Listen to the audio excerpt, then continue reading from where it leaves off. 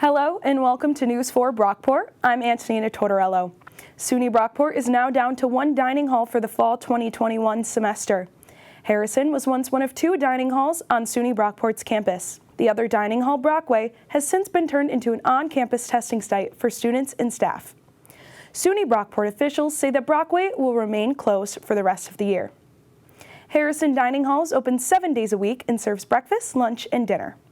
SUNY Brockport student Caden Ciriello said he is excited about the new dining changes. This year it's a lot more open, so there's more people and you could obviously sit with whoever you want, and there's a lot more food options. Compared to last year, I have had to wait longer because there's only one dining hall open and more people are going into that one dining hall. Ciriello and other students say they are just happy that the on-campus dining is getting back to normal. Hello and welcome to News 4 Brockport. I am Madison Scott. The legalization of marijuana has been a hotly debated topic throughout the years. Today, we asked SUNY Brockport students how they felt about this topic. All right, so how old were you when you first learned about marijuana? I think I was 12, 13. I want to say 7th or 8th grade health class. Okay. I think I was about 12 or 13. When I first learned about marijuana, probably like 12, I would say. Probably like 13 or 14. I would say about 14, 15.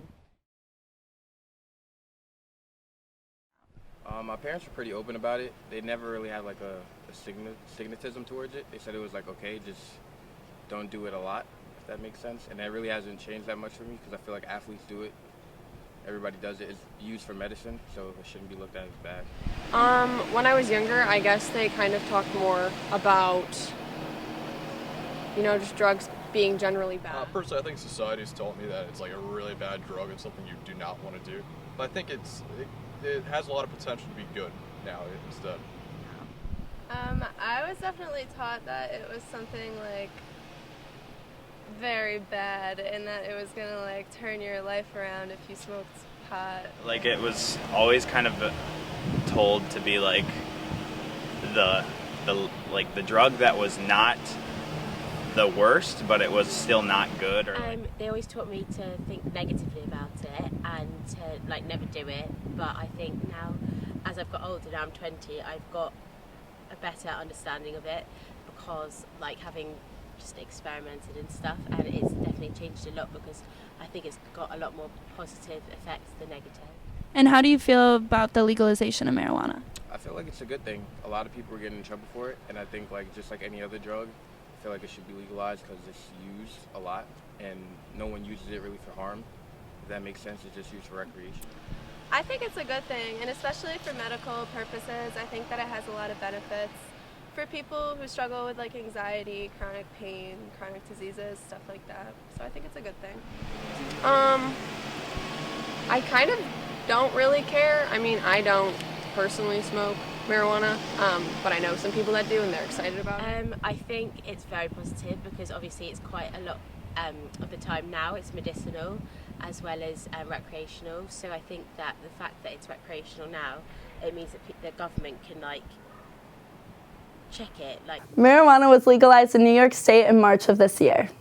Good day, SUNY Brockport. I'm Paul Schmidt, and welcome to the news you can trust at News for Brockport. A light touch-up on Monroe County COVID-19 statistics. There have been an average of 184 new cases of COVID-19 each day for the past week, with a positivity rate of 4%, as reported by the Monroe County Health Department. 253 people are hospitalized due to COVID-19, and 66 are in the ICU. At least 493,000 Monroe citizens are either partially or fully vaccinated, around 69% of the entire population. The Office of New York Attorney General Letitia James is warning individuals and families purchasing candies and snacks for Halloween to double-check the packaging of products. A recent trend of deceptive snacks made to look like name-brand products are actually laced with high amounts of cannabis and THC, which may be fatal if ingested by children and adults alike. A child eating these foods would consume more than 120 times the safe and legal adult serving size of cannabis. Attorney General James states, "These unregulated and deceptive cannabis products will only confuse and harm New Yorkers, which is why they have no place in our state. It is essential that we limit their access to protect our communities and, more specifically, our children. The general goes on to say that New Yorkers should help each other in reporting these substance-infused foods to the district attorney's office or the New York Regional Poison Control Centers at 1-800-222-1222. Thank you for watching the Weekly News Minute. I'm Paul Schmidt with News for Brockport. The Brockport football team hosted Hartwick College for the heavily anticipated homecoming game in front of over 3,000 fans. Brockport came out strong and jumped out to a commanding 20-point lead while shutting down Hartwick's offense in the first half.